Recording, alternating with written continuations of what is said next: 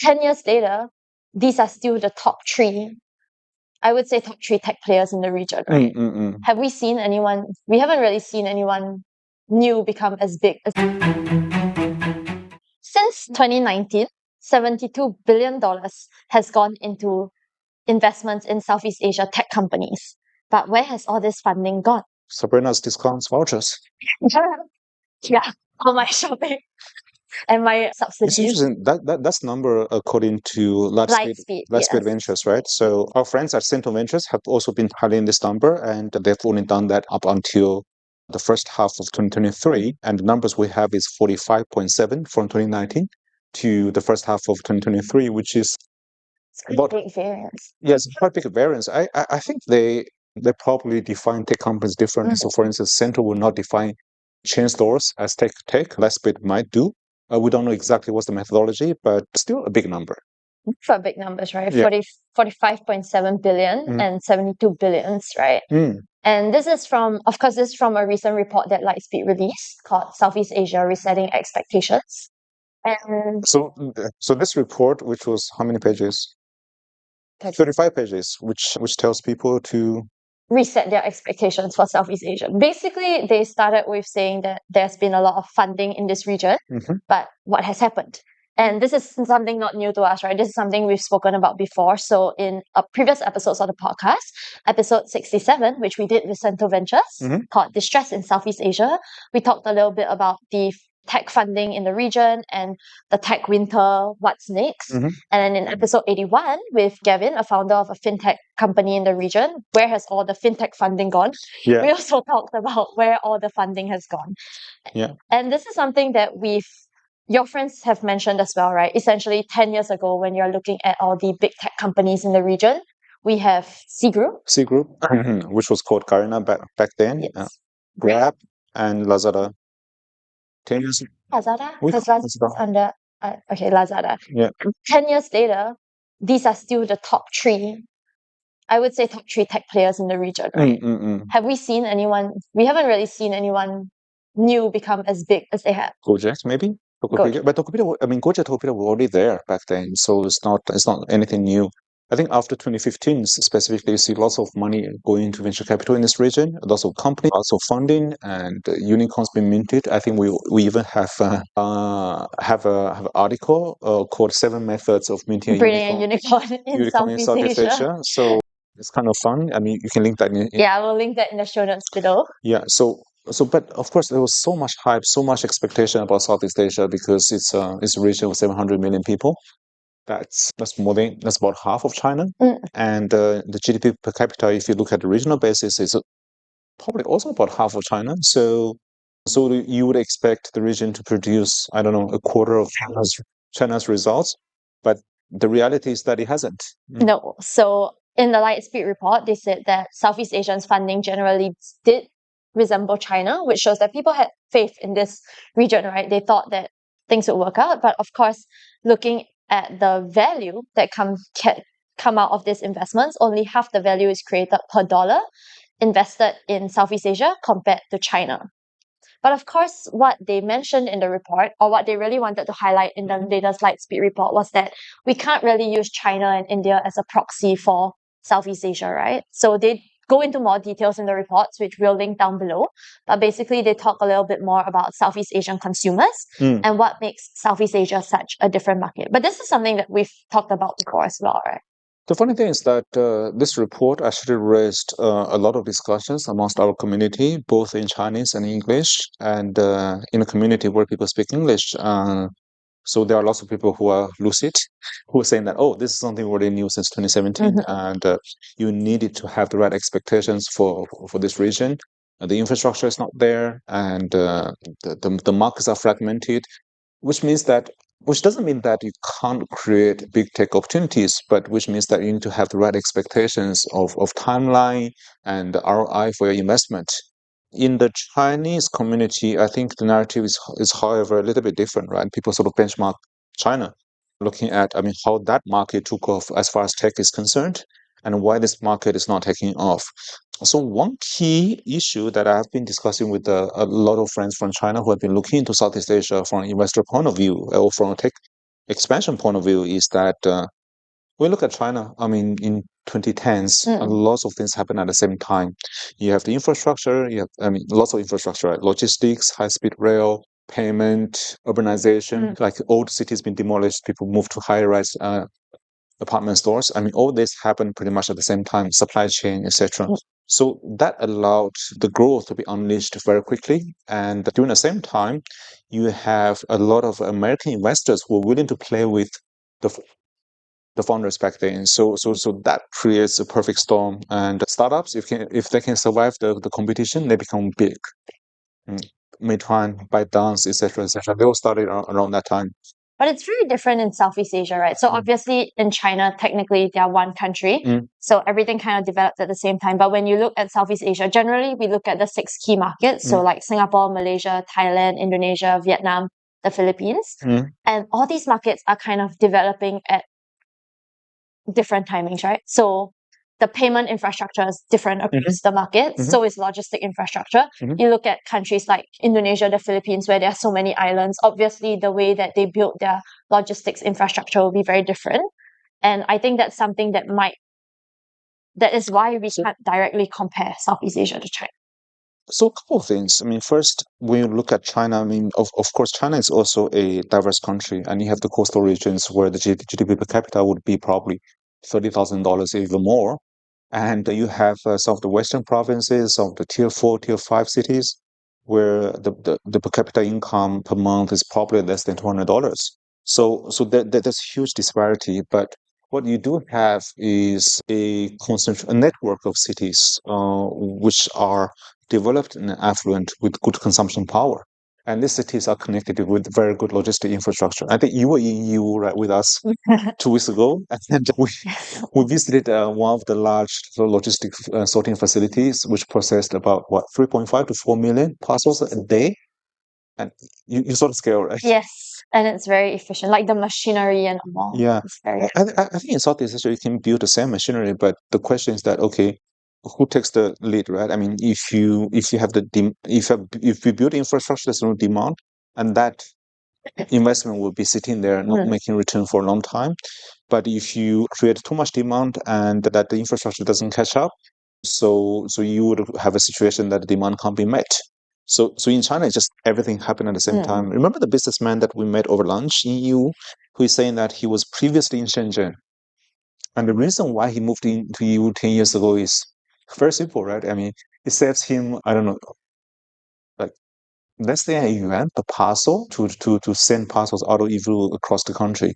And we do like hundreds of thousands of parcels a year. That's a lot of money.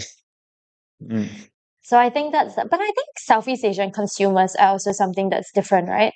So something mentioned in the Lightspeed report was that obviously due to the aggressive promotions that a lot of the platforms used when they entered, consumers are very driven by discounts and promotions. Chinese consumers are driven by discounts. It's still the same, but of course now we see that this is something that we talked about. We have a report about it, actually, our Apples to Apples report, where we talk a little bit about the incentives and how these platforms account for their incentives. But essentially, we also mentioned is that platforms are kind of shifting away from this because they're trying to grow in a more sustainable way.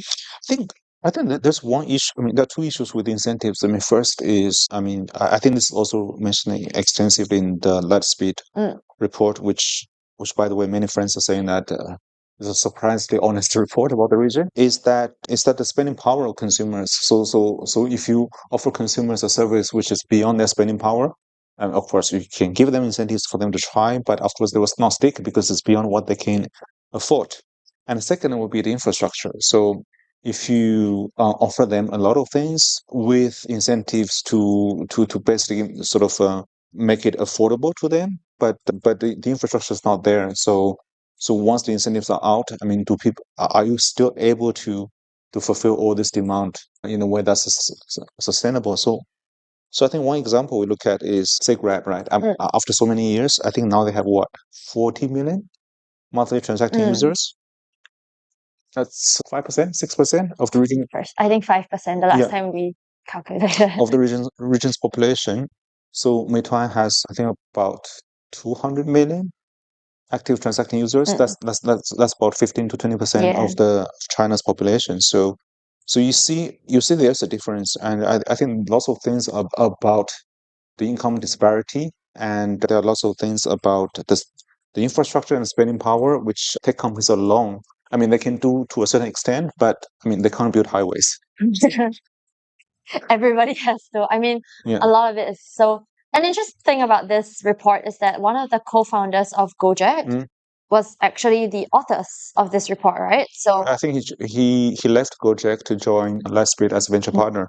Oh, by the way, lots of people in Southeast Asia do not seem to know the difference between a partner and a venture partner in a VC firm. A partner is someone who works full time there. A venture partner is someone who is actually external but who helps out. Yeah. So he's a venture partner. He's a venture partner.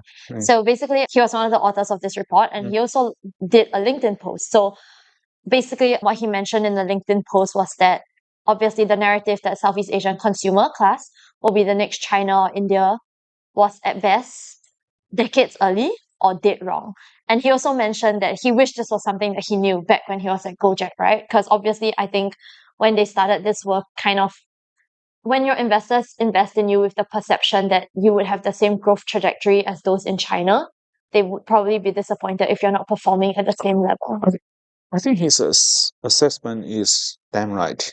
But I'm just curious whether he didn't know about this, like in 2017 or before, or whether he knew about it, but because of all the people around him, right, investors were pushing him, and there are lots of expectations that it becomes difficult for you to stay lucid and actually push a message around, right? Because we're under like so much pressure from so many stakeholders that okay, you need to grow, and this is the expectation. You need to say you need to go for IPO, you need to whatever. So it's hard for you to say that no, I don't think this market is ready yet. Let me do things according to my speed. I think it's very hard to withstand that kind of pressure. And I think it's not just investors' pressure, right? So obviously, like you mentioned, the pressure to go IPO. A couple of these Southeast Asian tech companies like Gojek, Grab, Sea have all gone public in the past few years. But according to the report at Lightspeed, almost all of them have lost value after going public as compared to. So according to the report, C was actually the only one who gained market capitalization. That's since 2017 IPO, right? And they had a high point of 2021, which their share price reached like 370, and now it's dropped to about 100. So still, I think people's expectations were very high about this company, and now they realize that it probably takes a longer time. That said, not always bad. So there's this company, a fintech company in Singapore called iFast, which probably not many people know about, which is listed in Singapore Stock Exchange, which not many people are excited That is about. one of the ways to become a unicorn from our how to breed a unicorn in Southeast Asia. Yes, we actually had that one, the iFast way, right? I mean, you get to the public market early. I think they were listed in 2014. And for a long time, for about, I don't know, all the way until like 2020, the sort of share price was stagnant at about $1 per share. During the pandemic, they had high and they dropped, but they recovered. So at the moment, they have a market cap of 2.28 billion Singapore dollars, which makes them perfectly profitable unicorn level, and with a P ratio of 44, which is quite reasonable. So what I'm saying here is that there are opportunities, there are examples where people have seized to build companies which are worth certain value and profitable. So they are possible, but I think using China and India as benchmark to try to create this kind of like tens of billion dollars opportunities can be quite hard, precisely for the reasons that we mentioned, right? I mean, the infrastructure, the fragmentation. And I think that's something that Lightspeed also focused a lot on in their report. So basically, they said that obviously there's a lot of potential in this market. So when we talk about, for example, the number of users that use Grab, right? It's like 5% of the population. So there's a huge untapped population. Yeah, and make it like 20%, yes. Right? How do you grow that? And then also, of course, they do, in the report, they mentioned that talent in the region is increasing. So that's something that could help as well. And then I think, but it's interesting. So there was recently an article by The Economist as well, which was published 4 days ago as we're filming this on 24th October. Basically, it says that the article is called Southeast Asia's stodgy conglomerates are holding it back. So for those who are interested, I'll link the full article down below. But essentially what they mentioned is that, like, I mean, we know Asia has a lot of conglomerates, and essentially these conglomerates have close political ties or with regulators, which, as the article states, could be hindering innovation in the region. So, an number that I put out from the article is they said among the top 50 firms in Southeast Asia, only one of them was founded in this century, which essentially was C Group. And out of the other 50, 15 of them are state-owned enterprises, whereas and 14 of them are subsidiaries of the region's conglomerates. Interesting. That makes the total number 30. So 30, so that's like 60%. They didn't mention what the other 20 are. No. Okay. Yeah, I guess the other 20 are just... There are probably some. Yeah. So I remember last year we did a little bit of a search about the rich list, right? The top 10 richest person in each country in Southeast Asia. I think only in Singapore you have tech entrepreneurs who made it in the top 10, and all of them are migrants. Right. So basically you don't have indigenous tech entrepreneurs who made it to the super rich list. But we look at who are on the list. I mean, people who have had monopolies or charters in sort of basic commodity trading, people who to work on natural resources, and I think people who basically run conglomerates. I mean, covering different areas. And most of these conglomerates actually started after the Second World War, when the whole sort of the region's economic sort of status was reshaped. And I think one exception was Vietnam, right, where things came a little bit later. Yeah. Because many of the big conglomerates in Vietnam really started in the 1990s. The richest man in Vietnam, the founder of Vingroup, and I think he started like instant noodle company in Ukraine during the breakup of the Soviet Union. And then he went back and just in time for the reform and open up of Vietnam. So he made it rich. But otherwise, I think the big companies are there. They have been there for like 50 years, and many of them are run by the second generation or third generation. There was, I think, one famous investor once told me that, I mean, he's from this region, but he doesn't invest in this region. He invests in Latin America. I asked him, why would you do that? I mean, this guy knows the business models in China inside out. And he gave me a very interesting reason. He said, most of the region's conglomerates are ethnic Chinese, still run by the family, as opposed to in Latin America, where many companies are 100 years old, like run by sort of career managers. Still run by the family. The family knows what's going on in China. The family probably made lots of money from China's open up in 1980s, 1990s. So good luck disrupting these guys. But I think that's something that the economists kind of mentioned as well, right? That because generally, like you said, most of these conglomerates started so long ago, they are in either very mature or declining industries. And not a couple of them have tried venturing into newer industries, but a lot of them are still in these traditional industries. And what the economists stated is that this could be hindering innovation in the country. Different from what we see in Korea, right? Because we know Korea has a lot of conglomerates as well, but these are conglomerates who do compete with foreign companies in overseas markets. So, for example, Samsung. Yeah, I think many of them have products which compete like globally. But also, I think there's some cultural element in that. I mean, Korea is East Asian country, Yes. and East Asian country, for whatever reason, has been known for like competing unnecessarily or incessantly. Like Yeah. yeah. Yes. So Korea, Japan, and China to a certain extent, Vietnam. So it's a similar culture, but in other parts of Southeast Asia, once you control key industry, They seem satisfied. yeah, you can basically milk it for a very long time.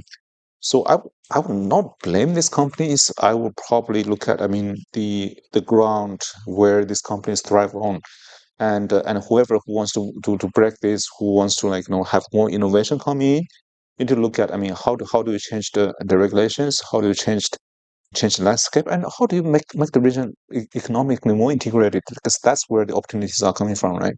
Because each market is by itself, as far as tech is concerned, is too small. So you have to look at, but then again, then the countries in the region are also different. So yeah, I think it's interesting that this article came out about the same time that the Lightspeed report came out, right? Because it really shows the different dynamics in the Southeast Asian market as compared to obviously China, India, countries which I'm sure have their own conglomerates as well. I think people are reflecting, right? Because precisely as how we started, I mean, so much money has gone into this, and historically, every participant has been. I mean, every participant, be it VC, be it consultant, be it the tech companies, have basically felt obliged to tell a good story about this region. So So it's actually good that Lightspeed and its partners actually released this honest assessment evaluation. So that allows, I mean, there's a big debate about, I mean, what is there to be reset. But I think this is a good exercise because not everybody who is contributing sort of capital and talent to this ecosystem is as informed as many of the sort of long-term participants are. So people need to have the right expectations, and this is something that we have been talking to the Shuhai companies in China as well, right? When you come to this region, do assessment of what the market is, which stage the market is at, then look at, okay, what kind of opportunities there is for you to tap into and where you should like spending your resources to achieve the highest ROI. I do think that there are lots of opportunities in retail, in consumer goods, in e-commerce. I mean, still, I think there are many things that people can tap into, and many ways people can create a value. The question is, as somebody was telling me after moving to Indonesia from China a few years ago and made some good business, he's saying that, I mean, the first thing you need to do is to start changing yourself, not the market. It's easier to change yourself than the market. Yeah, change your expectations and not dish your playbook, but take your playbook, look at the market to see where exactly you can apply your resources and your expertise and your funding, so that it doesn't frustrate you, it doesn't frustrate the people you work with, but it creates value. I think that's kind of what the Lightspeed report was trying to highlight as well, right? Yeah. Essentially, just don't hold Southeast Asia to the same standards as you would China or India. Just acknowledge that the market is different, and of course, acknowledge the fact that there is still potential in this market for growth. It's just how is it going to grow? And the question for every participant is that to find out where that opportunity is. So this is something that we have been looking at because we have participated in different parts of the ecosystem, and something that we continuously look at. So happy to discuss about, I mean, any opportunity, I mean, debate about things, and so hopefully we can learn one thing or two from each other. So thank you guys for tuning in to another episode of the Impulso podcast. I hope you enjoyed today's episode. And if you did, do like our video and subscribe to our YouTube channel, as well as subscribe to our newsletter where we send out weekly blasts of the latest news in the tech and digital economy.